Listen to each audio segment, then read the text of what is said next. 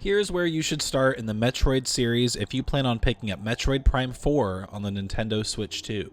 Most players likely haven't played a Metroid title or only know Samus from Smash Bros, and with the series dating back all the way to 1986, it can be overwhelming to know where to start. Here are some games in the series that are playable on Switch 2 to help you get started on the series. Most would think to start with the original Metroid on the NES, but I would actually encourage only trying this one out if you're a huge fan of the series already. The game does show its age in a lot of ways, and there's just a lot of outdated elements that make the original on the NES very hard and very confusing.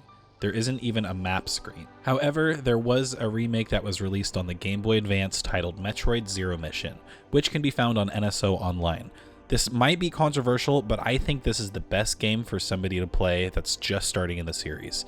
It holds your hand just a little bit and helps nudge you into the right direction, especially if you're a first-time Metroid player. Most players will say Super Metroid on the Super Nintendo should be where you start, which is a masterpiece of a game, but I could see players used to more modern features in games getting stuck really early on and giving up with this title. The Metroid series is all about exploring alien worlds and finding gear to help you progress further, or to go back and discover new things now available on old paths. Once you've appreciated 2D Metroid, you're ready to jump into Metroid Prime Remastered, which perfectly takes the ideas introduced in 2D Metroid games and puts them into a full-fledged 3D world with much more immersion to really make you feel like you were alone on a foreign world, solving puzzles and fighting alien species.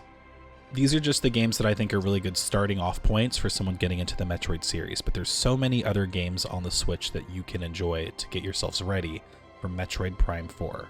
Are you already a huge fan of the series, or are you just now jumping into it because of the Switch 2 title? Let me know in the comments down below.